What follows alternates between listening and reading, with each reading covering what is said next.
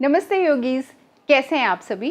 तो आज हम साथ में अभ्यास करेंगे भ्रामरी प्राणायाम का, जिसको अंग्रेजी में कहा जाता है द बी ब्रेथ। आपको आसानी से समझ में आए इसलिए वीडियो को मैंने 2 भाग में बांट दिया है। पहले भाग में हम बात करेंगे कि भ्रामरी का क्या अर्थ होता है और इससे क्या क्या हमें फ़ायदे मिलते हैं, जो कि बहुत सारे हैं। दूसरे भाग में हम बात करेंगे कि भ्रामरी को कैसे किया जाता है, कब किया जाता है, इसको करने के क्या नियम होते हैं, कब नहीं करना चाहिए और इसके तकनीकी।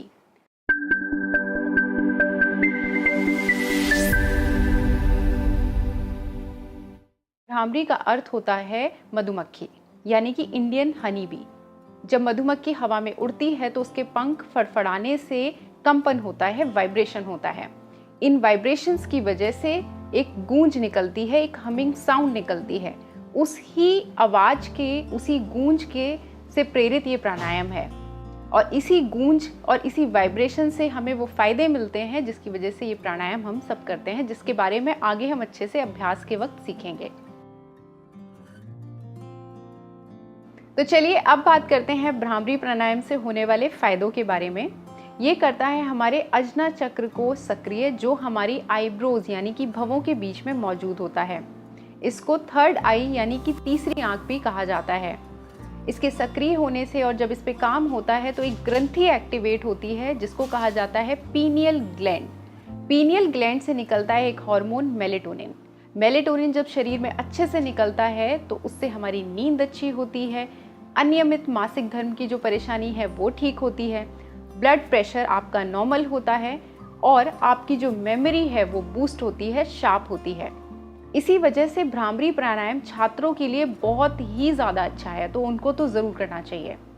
इसके साथ वर्टिगो की समस्या यानी कि चक्कर आना, उसकी भी समस्या कम होती है। टिनिटस यानी कि कानों में ध्वनि सुनाई देना, वाइब्रेशन आना, कानों में आवाज़ें आना, उसके लिए भी भ्रामरी प्राणायाम बहुत अच्छा है। साथ में ये हमारे आंखों की रोशनी यानी कि विजन को भी शार्प करता है। इसके साथ हमारे चेहरे की जो मांसपेशियां होती हैं उनको ढीला पड़ने से रोकता है, उनको टाइट करता है, चेहरे पे चमक लाता है।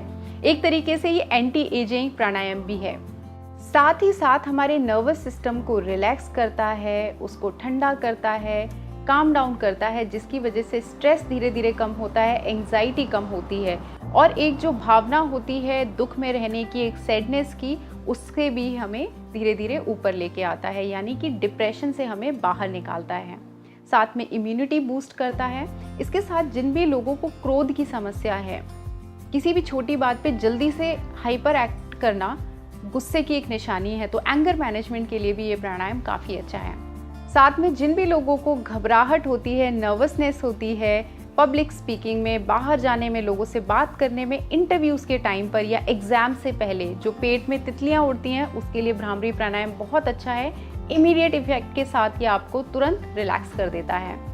दोस्तों, योग में 8 स्टेजेस यानी कि चरण होते हैं: यम, नियम, आसन, प्राणायाम, प्रत्याहार, धारणा, ध्यान और समाधि। सबको पता है कि समाधि सबसे उच्च स्तर का लेवल है योग का।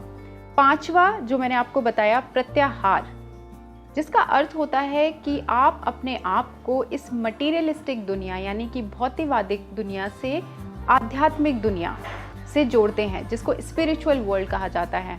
और इससे क्या होता है, आपके अंदर आती है आत्मसंतुष्टि की भावना, तृप्ति की भावना, जिससे आपकी जो लाइफ है उसकी गुणवत्ता बढ़ती है।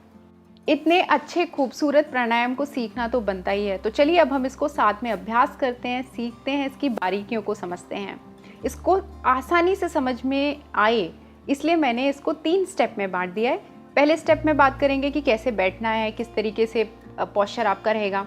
दूसरे स्टेप में हम बात करेंगे कि इसमें किन मुद्राओं का इस्तेमाल होता है और तीसरे स्टेप में हम बात करेंगे टेक्निक के बारे में, इसको करने की क्या बारीकियां होती हैं। तो बात करते हैं कैसे बैठना है, पोस्चर के बारे में। बैठ करके हम इसे कई तरीके के आसनों में कर सकते हैं, लेकिन हठा योगा में ये सिद्धासन में बैठ करके प्रैक्टिस किया जाता है। सुखासन में भी किया जा सकता है, पद्मासन में भी किया जा सकता है, वज्रासन में भी किया जा सकता है।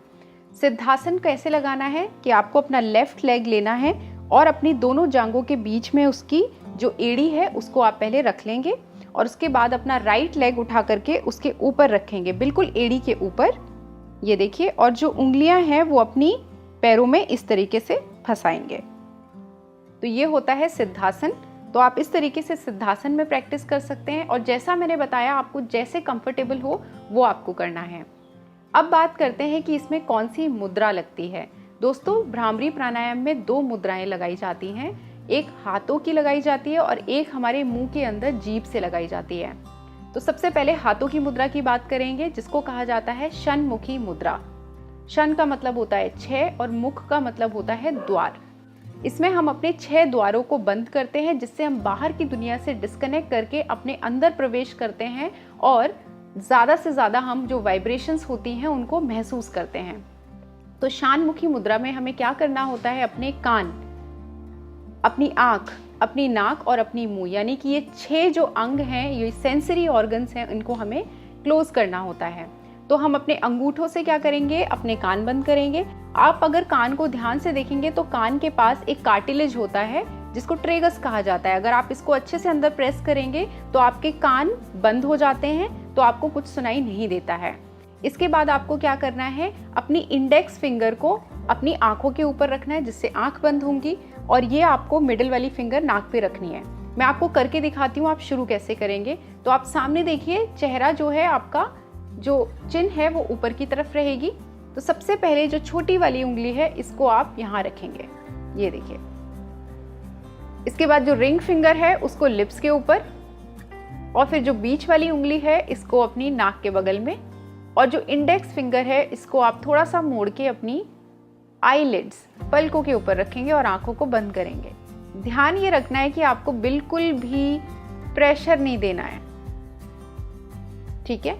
इसके बाद आते हैं अंगूठे, जिससे हम अपने आखिर में कान बंद करते हैं, ये देखिए। और इसके बाद अपनी कोहनियों को एकदम सीधा करते हैं, चेस्ट को खोलते हैं, छाती आपकी बाहर आती है और आपकी जो बैक है, कमर है, वो एकदम सीधी हो जाती है। ये कहलाती है शनमुखी मुद्रा। तो ये तो मुद्रा हो गई हमारे आंखों की। अब मैं बताती हूँ आपको, जो मैं मुंह में बता रही थी, इसको कहा जाता है खेचरी मुद्रा। ये काफ़ी एडवांस मुद्रा होती है और इसे कई स्टेजेस में सीखा जा सकता है। इसमें करना क्या होता है, जो आपकी टंग होती है, जीभ होती है, उसकी टिप, ये वाला हिस्सा, इसको आप पीछे पलट के लेके जाते हैं। तो आपका जो अगर मुंह है, आपको पता होगा कि उसके ऊपर एक तलवा होता है जिसको पैलेट कहा जाता है, तालू भी कहते हैं। तो पहले हार्ड होता है और लास्ट में फिर वो सॉफ्ट हो जाता है। तो आप अपनी जीभ को पूरा रोल करते हैं और जो सॉफ्ट पैलेट होता है, जो मुलायम वाला भाग होता है, उसको आप अपनी टंग से प्रेस करते हैं। और आप प्रैक्टिस जब इसको ज़्यादा से ज़्यादा करते जाते हैं तो एक पॉइंट ऐसा आता है कि आप अपने पीछे गले में जो ओपनिंग है उसको क्लोज कर सकते हैं, जिससे आपका प्राण का फ्लो अलग तरीके का होता है, जैसे अभी हमारा नॉर्मल है। तो आज हम जब बिगिनर हैं तो कैसे शुरू करेंगे, सबसे पहले आप सीखें कि अपनी जीभ को ऊपर पैलेट यानी तालू पर चिपकाना, ठीक है। तो आप अपनी टंग को पहले बाहर निकालेंगे और इसको हल्का सा रोल करें और अपनी पैलेट पे रखें। फिर इसको पीछे और थोड़ा रोल करने की कोशिश करें। तो शुरू में हो सकता है कि आपको नीचे टंग में हल्का सा पेन हो, तो आपको एकदम बहुत ज़्यादा खींचना नहीं है। आप धीरे धीरे इसको प्रैक्टिस करेंगे तो आराम से आपको ये आने लगेगा। तो चलिए एक बार हम इसे साथ में प्रैक्टिस करते हैं कि पीछे इसको घुमाना है, टंग को, टिप को पीछे लेके जाना है और अपने ऊपर वाले हिस्से पर चिपकाना है। देखिए,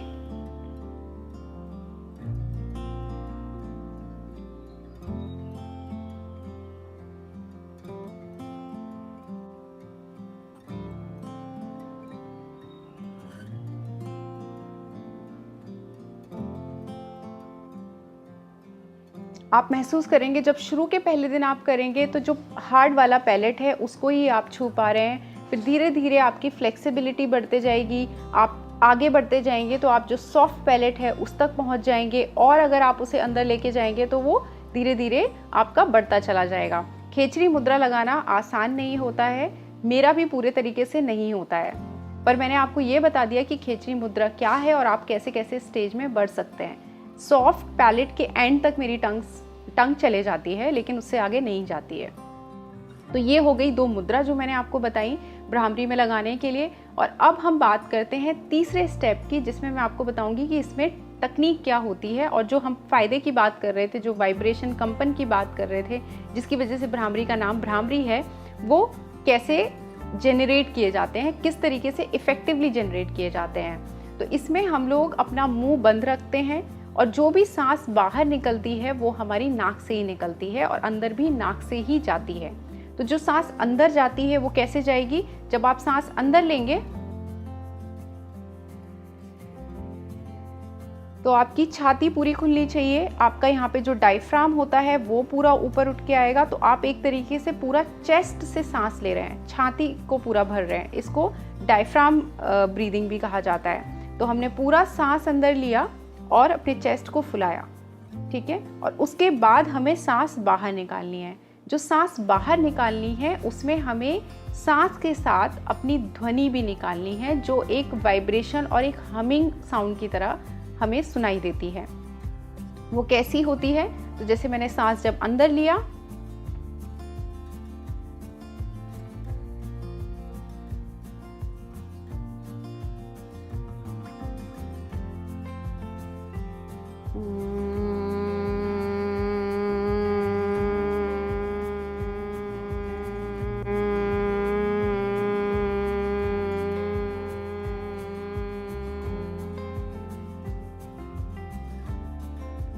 आप क्या करेंगे? सबसे पहले बिना किसी मुद्रा के सिंपल सांस अंदर लें और सिर्फ ज़ोर ज़ोर से अच्छे से हमिंग साउंड निकालें। इससे आपका जो थ्रोट है वो थोड़ा क्लीन होगा और जो मैं हमिंग साउंड की बात कर रही हूँ वो आपको धीरे धीरे समझ में आने लगेगा। फिर से एक बार सांस अंदर लीजिए,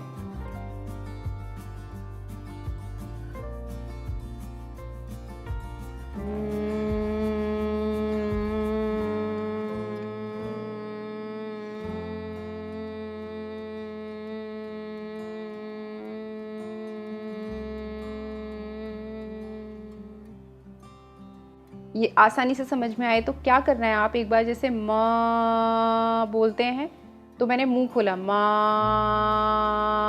अब हम अपने लिप्स को बंद करेंगे,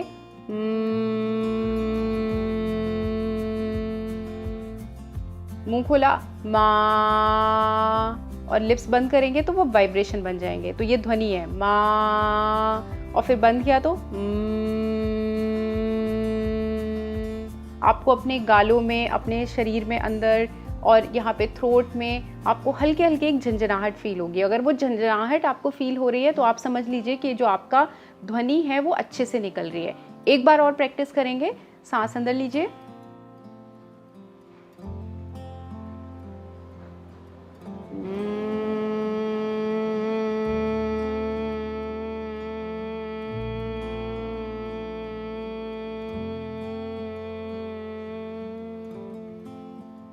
तो देखिए क्या हो रहा है, हमने शानमुखी मुद्रा से अपने जो सेंसरी ऑर्गन्स हैं, जो हम बाहर की दुनिया की अनुभूति करते हैं, उनको क्लोज करा। फिर हमने अंदर से हमिंग साउंड निकाली, वाइब्रेशन, कंपन जनरेट किए, और उस आवाज़ से भी हम लोग बाहर की जो चीज़ें हो रही हैं, जो डिस्ट्रैक्शन है, वो उससे हम लोग डिस्ट्रैक्ट नहीं हो रहे हैं। इसके साथ खेचरी मुद्रा लगाने से भी हमारा जो प्राण का फ्लो है वो चेंज होता है, जो इस प्राणायाम के लिए बहुत ज़रूरी है।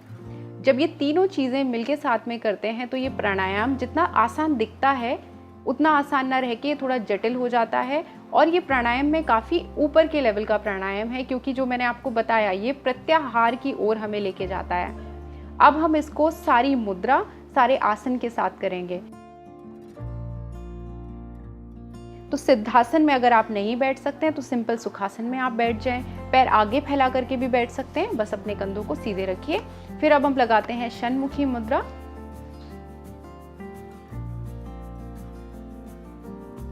कोहनियां सीधी कर लीजिए, ये देखिए, आंखों को ज्यादा दबाना नहीं है, और फिर अपने अंगूठे से कानों को बंद करें। मेरे साथ कीजिएगा।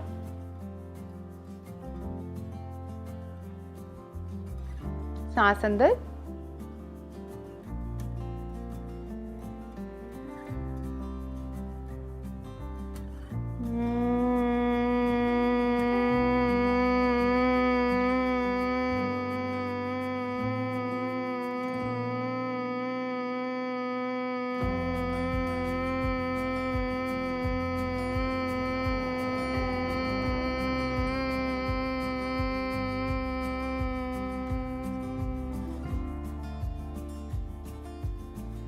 सांस अंदर लें और फिर धीरे से बाहर निकालें। भ्रामरी को एक राउंड करने के बाद ही तुरंत आपको बहुत रिलैक्स महसूस होगा। आपको ये कितनी बार करना है, आप एक बार में 7 साइकिल इसकी करें, ऐसी आपको 17 साइकिल्स तक करना है। डिपेंड करता है कि आपके पास कितना समय है, लेकिन 7 साइकिल से आप इसको शुरू कर सकते हैं।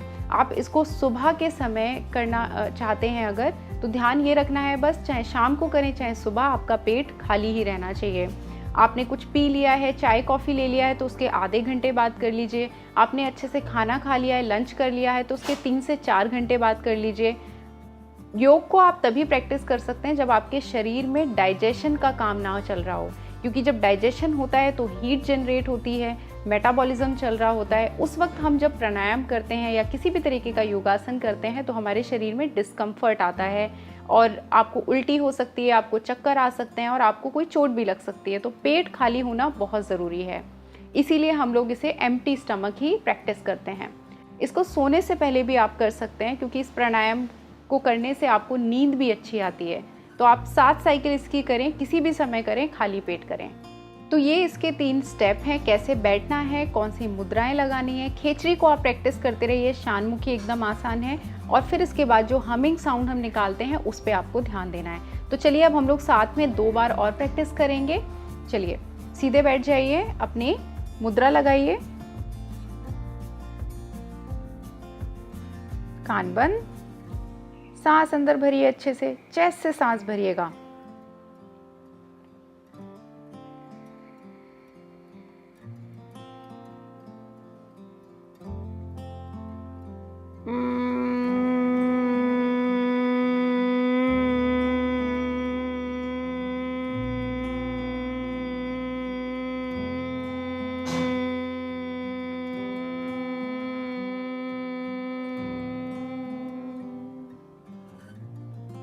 फिर से सांस अंदर,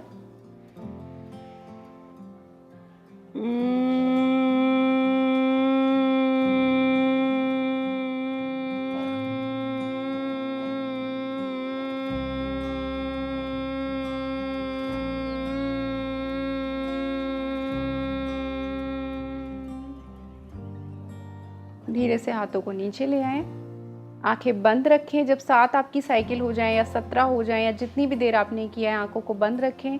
फिर अच्छे से हथेलियों को आपको रगड़ना है जब तक अच्छे से इनमें गर्मी ना आ जाए।